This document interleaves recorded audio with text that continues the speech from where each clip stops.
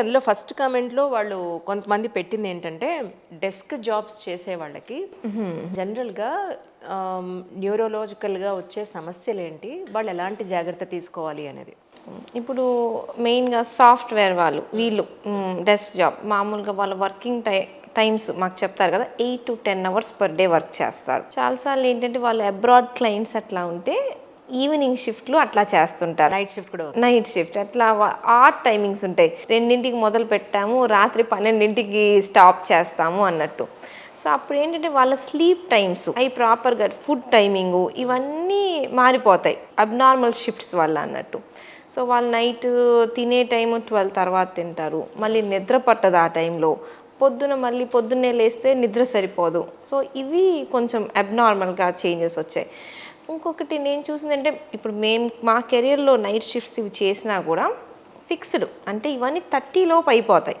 30 తర్వాత other health problems వస్తాయిగా, not very convenient. Correct. So 30s తర్వాత కూడా పాపం ఇవి ఎక్కడ వాళ్ళు ఏంటి పాపం 20-20కే జాబ్ మొదలు పెడతారు. మేమైనా స్టార్ట్ చేసేటప్పటికి 30 అవుద్ది. పాపం చిన్న ఏజ్లో 22కి వాళ్ళు ఇట్లా అబ్నార్మల్ ఫుడ్, అబ్నార్మల్ స్లీప్ అన్నీ డ్యామేజ్ అయిపోవడం వల్ల 30s వచ్చేటప్పటికి చాలా ఏజ్డ్ అయిపోద్ది వాళ్ళ బ్రెయిన్ బాడీ రెండు. కరెక్ట్. ఇంకోటి సిట్టింగ్ పొజిషన్స్, ల్యాప్టాప్ ఇట్లా కింద పెట్టుకోవడం కానీ పడుకొని చేయడం, కొంతమంది బెడ్ మీద చేస్తూ ఉంటారు. సో ఈ అబ్నార్మల్ పోస్చర్ వల్ల స్పైన్ అనేది ఎరెక్ట్గా ఉండదు, స్పాండైలోసిస్ చాలా తొందరగా వచ్చేస్తుంది అనమాట. 25-26కి సర్జరీలు కూడా అయిన వాళ్ళు ఉన్నారు సర్వైకల్ స్పాండైలోసిస్. ఎందుకు అంటే because of the abnormal posture. ఇంకా డైట్, ఎక్సర్సైజెస్ అనేది అసలు చాలా వరకు చేయట్లేదు. అంటే మన ఫీలింగ్ మనం 40 తర్వాత ఎక్సర్సైజెస్ చేయాలి అని, బట్ వీళ్ళు 20 నుంచే కూర్చోవడంలో ఉన్నారు అంటే 40 వరకు డిసీజెస్ వచ్చేస్తాయి, మనకి డీజనరేషన్ వచ్చేస్తుంది. సో మనకి తప్పదు చేయాల్సిందే అంటే మనం ఒక రిచువల్ లాగా పెట్టుకోవాలి, కరెక్ట్గా ఫాలో అయ్యేది. నేను ఒక 1 hour ఖచ్చితంగా నేను మూవ్ అవుతాను, వాకింగ్ యోగానో ఏదో ఒకటి. డైట్, ప్రతి డైట్ మనం ఏదో తినేసాంలే, బర్గర్స్ తిన్నాము, పిజ్జాలు తిన్నాము ఇట్లాంటివన్నీ చేయకూడదు.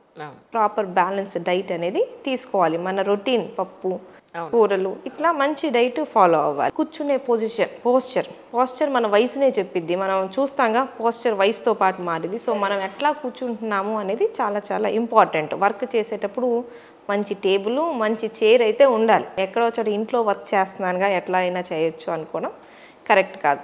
సో ఇప్పుడు మనకి ఆఫీస్లో ఉన్నప్పుడు ఏం చేస్తాం, 2 hours టీ బ్రేక్ తీసుకుంటాం, వెళ్తాం, నలుగురిని కలుస్తాం, తిరిగేసి మళ్ళీ కూర్చుంటాం. సో ఇంట్లో వర్క్ చేస్తున్నా కూడా, వర్క్ ఫ్రమ్ హోమ్ అయినా కూడా ఫ్రీక్వెంట్గా వాష్రూమ్కి వాటర్ తాగడం, వాష్రూమ్కి వెళ్ళడం, బయటికి వెళ్ళడం, పేరెంట్స్తో మాట్లాడడం, కిచెన్లో ఏదైనా చేసుకొని రావడం. సో ఇట్లా అదర్ యాక్టివిటీస్ ఉండాలి. మొత్తం పని అయిపోయిన తర్వాత నేను రిలాక్స్ అవుతాను ఇట్లా ఉండకూడదు. సో మనకు ఒక రిచువల్, హెల్తీ లైఫ్ స్టైల్ అనే రిచువల్ అనేది మనం ముందు నుంచే స్టార్ట్ చేసుకోవాలి. సో అప్పుడు మనం ఏంటంటే లాంగ్ టైం ఈ డెస్క్ జాబ్ చేస్తున్నా కూడా హెల్తీగా అనేది ఉండొచ్చు. సో 22 వాళ్ళకి చెప్పాలంటే నాకే బాధగా అనిపించింది, నువ్వు ఎక్సర్సైజ్ చేసుకోమ్మా అంటే వాళ్ళు ఇట్లా చూస్తారు 22కి నాకు చెప్తున్నారని. మా బాబు వాడు 16 years, వాడి ఫ్రెండ్కి సయాటికా వచ్చిందని అంటే, అంత చిన్న ఏజ్కి సయాటికా ఏంటి అసలు? ట్రూ. అంటే ప్రాబ్లం ఏమై ఉంటుందండి, నాకు అర్థం కాలేదు. అంటే కొంచెం జెనెటిక్గా ఉండుండొచ్చు, వాళ్ళ బోన్ స్ట్రక్చర్ డిస్క్ కానీ కొంచెం జెనెటిక్గా ఉండుండొచ్చు. మేము చూస్తాం ఇప్పుడు ఇంటర్కి వెళ్ళే పిల్లాడికి ఇప్పుడు సయాటికా ఉంటే ఏం చెప్పాలి, హాస్టల్కి వెళ్ళాలి, ఏదైనా తినాలి, చదువుకోవాలి, అవర్స్ టుగెదర్ కూర్చోవాలి, పెయిన్ కిల్లర్స్ వాడుకోవటానికి ఏమో బాధగా అనిపించిద్ది, సయాటికా డ్రగ్స్ అన్నిటికీ నిద్ర వచ్చిద్ది. సో మాకు చాలా చూసాను కొన్ని కేసెస్ చూసి అసలు డిఫికల్ట్, సర్జరీ చేయించుకోవటానికి అసలు 18-16 అనేది వెరీ డిఫికల్ట్. సో చూస్తున్నాం చాలా కేసెస్.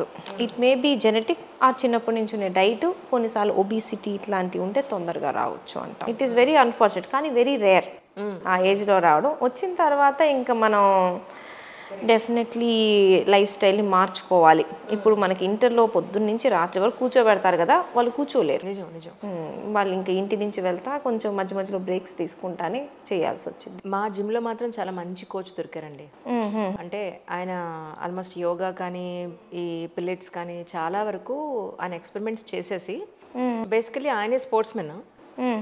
సో ఆయన ఏంటంటే ఎవరి టేల్ బోన్ పెయిన్తో వచ్చేవాళ్ళు, లేదా C3 C4 L4 L5 ఈ ప్రాబ్లమ్స్తో వచ్చే వాళ్ళకి ఎక్కడెక్కడ మజిల్ స్ట్రెంగ్థన్కి ఏం చేస్తే బాగుంటుందంటే అవి జిమ్ ఎక్విప్మెంట్స్లో విడిగా కూడా ఫ్లోర్ ఎక్సర్సైజ్ తోటి అండ్ దగ్గరుండి చేయిస్తాడు ఎవ్రీడే. మీ హెల్త్ ఇష్యూ ఏమని చెప్పండి ఫస్ట్.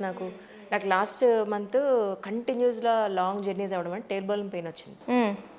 దానికి ఒక సపరేట్ పిల్లో ఉంటుంది కదా మనకి కూర్చోడానికి, అది వేసుకుంటే ఒక 3 months సరిపోతుందన్నారు. అయినా కూడా నేను జిమ్లో చెప్పినప్పుడు హిప్ జాయింట్ మజిల్స్ ఏవైతే ఉన్నాయో దాన్ని స్ట్రెంథెన్ చేసుకున్నప్పుడు ఎక్కువ ప్రెషర్ దీని మీద పడకుండా ఉంటుంది అని ఆయన కొన్ని ఎక్సర్సైజ్ చెప్పారు.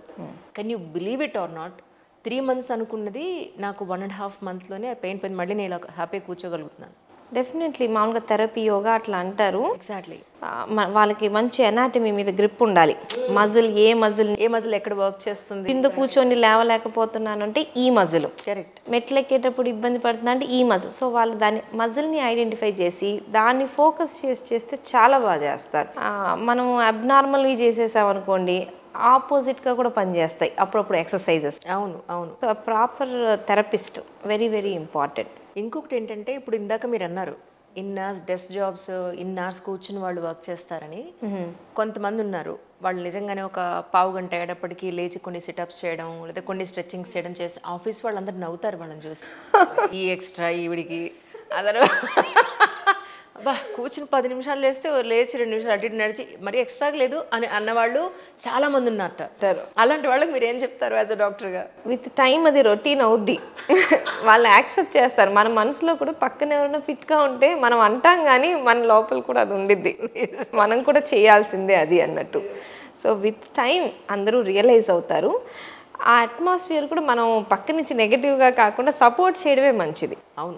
So every half an hour లేస్తుందంటే నాకు గుర్తుంది, మేము ఇంటర్లో ఉన్నప్పుడు క్లాస్కి మధ్యలో వాష్రూమ్కి వెళ్తుంటే తిట్టేవాళ్ళు, నువ్వు కావాలని వెళ్తున్నావు అంటే వాటర్ తాగకూడదా తిరగకూడదు అనేది. బట్ ఐ హోప్ ఇప్పుడు అట్లా చెయ్యను, నాకు తెలిసి ఇప్పుడు అందరికీ తెలుసుగా పాపం వెళ్ళాలి. అవేర్నెస్ పెరిగింది, అవేర్నెస్ చాలా పెరిగింది. అంటే ఇన్ఫర్మేషన్ బాగా ఎక్కువ వస్తుంది హెల్త్ రిలేటెడ్, దాంతో అందరికీ అవేర్నెస్ వచ్చింది. But at the same time wrong ఇన్ఫర్మేషన్లు కూడా వస్తున్నాయి.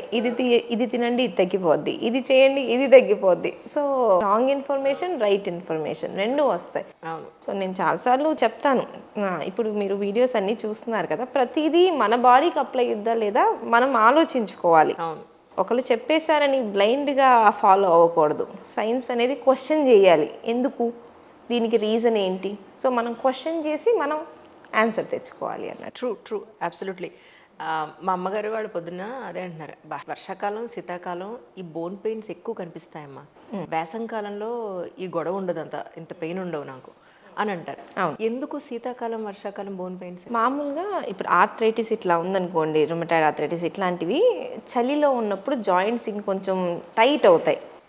సో పొద్దున్నే వాళ్ళు స్టవ్ దగ్గరికి వెళ్ళి చేతులు పెడతారు, కొంచెం ఫ్రీ అవుతాయి అన్నట్టు. కోల్డ్ వాటర్లో పెట్టినప్పుడు మనకి పెయిన్స్ అనేది ఎక్కువ అవుతాయి. సో న్యాచురల్గా ఇప్పుడు ఇవన్నీ సమ్మర్కి వచ్చేటప్పటికి టెంపరేచర్ పెరిగేటప్పటికి వేరే ఇబ్బందులు రావచ్చు కానీ ఈ పెయిన్స్ తగ్గుతాయి. అవును. సో అన్ని జాయింట్ పెయిన్స్ మామూలుగా టెంపరేచర్ తక్కువ ఉన్నప్పుడు పెయిన్స్ ఎక్కువ. సో విత్ ఏజ్ వాళ్ళు బాగా గమనిస్తారు కూడా ఈ చేంజెస్ అనేది. మనకి ఏజ్లో అన్ని జాయింట్స్ బాగుంటాయి కాబట్టి పెద్దగా తేడా తెలియదు కానీ బట్ యాజ్ సచ్ పెయిన్స్ అనేవి పెరుగుతాయి. బట్ దానికే మెడికేషన్స్ అక్కర్లా, ఫ్రీక్వెంట్ మూమెంట్స్ చేస్తే మన బాడీలోనే టెంపరేచర్ పెరిగిద్దిగా మూవ్ చేస్తూ ఉంటే. సో అందుకే ఎర్లీ మార్నింగ్ చెప్తారు, పొద్దున్న లేవంగానే చల్లగా ఉన్నప్పుడు జాయింట్స్ ఏం మూవ్ చేస్తున్నావు కదా పెయిన్ ఉంటాయి, ఈవినింగ్ అయ్యే కొద్దీ రిలీజ్ అయిపోతూ ఉంటాయి పెయిన్స్ అనేవి.